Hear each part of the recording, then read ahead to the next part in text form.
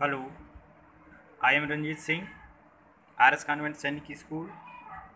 Today I start continuity. 11th में हमने आपको दो चीज़ें बताई थी, उसको जो है फिर से हम रिवाइज कर रहे हैं कि किसी भी पॉइंट पर किसी फंक्शन की लेफ़्ट लिमिट क्या होती है और उस पॉइंट पे राइट लिमिट क्या होती है। तो लेफ़्ट हैंड लिमिट के लिए फार्मूला क्या है, L dot H dot L हम लिखें, मतलब लेफ़्ट हैंड लिमिट। तो कैसे लिखेंगे, limit X tending to A, के ऊपर इसे हम पावर क्या रखें, minus, X tending to A power minus F half X is equal to limit H tending to zero F half A minus H. H जो है बहुत स्मॉल क्वांटिटी होती है, यानी ए पे हमको लिमिट ए से लेफ्ट चलना है, इसलिए ए माइनस एच किए हैं यहाँ, और लेफ्ट जाने का मतलब ए के पावर ऊपर माइनस लगा है, सफिक्स में दिखाएं ये माइनस है। राइट हैंड लिमिट क्या होगा, limit X tending to A plus F half X is equal to limit H tending to zero F half A plus H. Clear है, ये आपको हम जो है 11th में बताए थे। ठीक है, लेफ्ट लिमिट और राइट लिमिट अगर दोनों इक्वल आ जाती है तो वही जो है उस पॉइंट पे लिमिट हो जाती है उस फंक्शन की। ठीक है, लिमिट की वैल्यू आ जाती है। क्लियर, ये आपको हमने 11th में बताया था। एक लाइन यहाँ आप समझ लीजिए कि if left hand limit and right hand limit is equal to F half A, यानी एट द पॉइंट, यानी उस पॉइंट पे डायरेक्ट फंक्शन वैल्यू रखने पर अगर तीनों इक्वल आ रहा है, इसका मतलब उस पॉइंट ए पर फंक्शन हमारा क्या होगा, कंटिन्यूस होगा। हम फिगर से भी आपको दिखाएंगे, पहले नोट कर लीजिए। फिर कहते हैं कि if left hand limit equal to right hand limit not equal to F of A, यानी ये तीनों चीज़ आपस में इक्वल होगी तब कंटिन्यूस कहेंगे। अगर एक भी नॉट इक्वल हुआ तो कंटिन्यूस ना होके वो डिसकंटिन्यूस होगा। हाँ, तो यहाँ क्या कह रहे हैं कि then function is discontinuous, this type of discontinuity is called removal discontinuity. ठीक है, रिमूवल डिसकंटिन्यूटी कहते हैं। अगर left limit right limit equal है और एट द पॉइंट जो है दोनों से डिफर कर रहा है, तो उस तरह के हम डिसकंटिन्यूटी को रिमूवल डिसकंटिन्यूटी बोलते हैं। ठीक, अगला, if left hand limit not equal to right hand limit, यानी left limit right limit exist नहीं कर रहा है, दोनों आपस में इक्वल नहीं हैं, तो इसका मतलब उस पॉइंट पे फंक्शन का जो है कोई वैल्यू नहीं आएगी, हाँ, या कोई लिमिट की वैल्यू नहीं आती है। इस तरह को भी हम डिसकंटिन्यूटी कहते हैं, क्योंकि तीनों इक्वल होगा तो कंटिन्यूस। यहाँ यह इक्वल नहीं है तो यह डिसकंटिन्यूटी होगी। इस डिसकंटिन्यूटी को हम बोलते हैं जंप डिसकंटिन्यूटी या फर्स्ट काइंड डिसकंटिन्यूटी, दोनों इसके नाम है। जंप डिसकंटिन्यूटी कहें या फर्स्ट काइंड डिसकंटिन्यूटी बोलते हैं। क्लियर है। फिर फोर्थ क्या है, इफ़ लेफ्ट हैंड लिमिट और right hand limit tending to infinite, यानी लेफ्ट की लिमिट या राइट की लिमिट अगर इनफाइनाइट पे टेंड कर गया तो यह भी एक डिसकंटिन्यूटी का टाइप है, इसको बोलते हैं हम सेकेंड काइंड डिसकंटिन्यूटी। क्लियर है। अब हम फिगर से देखते हैं, यह फिगर आपको दिखाई दे रहा है कि कहीं ब्रेक नहीं है, पूरा जो है कंटिन्यूस चल रहा है। देख रहे हैं, ये ग्राफ कंटिन्यूस चल रहा है। हम कहते हैं कि x इक्वल टू ए पे लिमिट हम चेक करते हैं कि x इक्वल टू ए पे फंक्शन कंटिन्यूस है कि नहीं।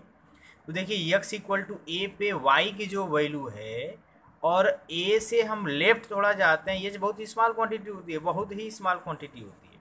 तो x में से अगर हम h सब्ट्रैक्ट करते हैं, यानी x इक्वल टू ए है, यहाँ हम सही कहिए तो a में से ये सब्ट्रैक्ट करेंगे, a में से h, क्योंकि x इक्वल टू ए तो a माइनस एच करते हैं और यहाँ a प्लस एच करते हैं।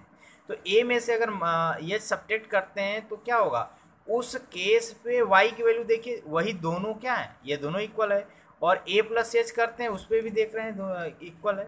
तो हम कहते हैं कि left limit right limit at the point तीनों अगर y की वैल्यू उस केस में सब इक्वल है, इसका मतलब कि वह ब्रेक कभी नहीं हो सकता। देखिए, अब जैसे कोई 3 पॉइंट ले लीजिए, ठीक, और तीनों एक ही वैल्यू दे रहे हैं, लेफ्ट का पॉइंट पे और राइट का, तो उस केस में यह ग्राफ कहीं ब्रेक नहीं हो सकता। ठीक है, ये ग्राफ ब्रेक नहीं हो सकता। इसी केस में हम क्या कहते हैं कि फंक्शन हमारा क्या है, कंटिन्यूस है। तो जब भी कंटिन्यूटी चेक करनी है तो लेफ्ट लिमिट निकालेंगे, राइट लिमिट निकालेंगे, एट द पॉइंट निकालेंगे। तीनों इक्वल हो गया तब तो कहेंगे उस पॉइंट पे फंक्शन कंटिन्यूस है। अब आते हैं जैसे यह दिया हुआ है, यहाँ देखिए लेफ्ट लिमिट यह है, यह राइट लिमिट है, पॉइंट पे यहाँ पर दिया है। तो लेफ्ट लिमिट और राइट लिमिट दोनों की वैल्यू तो एक है, लेकिन at the point value equal नहीं है। एट द पॉइंट यहाँ दे रहा है, तो यह क्या है, यह डिसकंटिन्यूस हो गया। देखिए बीच में ब्रेक हो गया।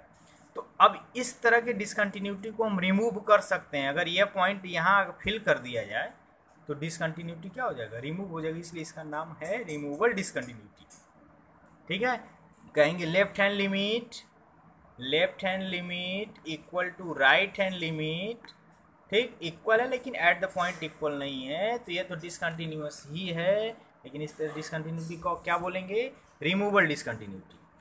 और यहाँ देखिए अगर हम कहें कि लेफ्ट हैंड लिमिट की वैल्यू ये दी हुई है, यहाँ है y, उस केस में y कुछ वैल्यू है, राइट पे कुछ और है, तो यह देखिए क्या है, जंप कर गया। देख रहे हैं ना, यहाँ से यहाँ जंप कर गया। अब इसको रिमूव नहीं किया जा सकता, क्योंकि रिमूव करने के लिए इस पूरे को फिल करना पड़ेगा। तो इस तरह के हम जो है डिसकंटिन्यूटी क्या बोलते हैं, जंप डिसकंटिन्यूटी बोलते हैं, या फर्स्ट काइंड डिसकंटिन्यूटी बोलते हैं। फर्स्ट काइंड डिसकंटिन्यूटी बोलेंगे। और जैसे यह फिगर देखिए, जीरो पे क्या है, जीरो के लेफ्ट जो देख रहे हैं वह क्या है, माइनस इनफाइनाइट जा रहा है। जीरो के राइट क्या है, प्लस इनफाइनाइट जा रहा है।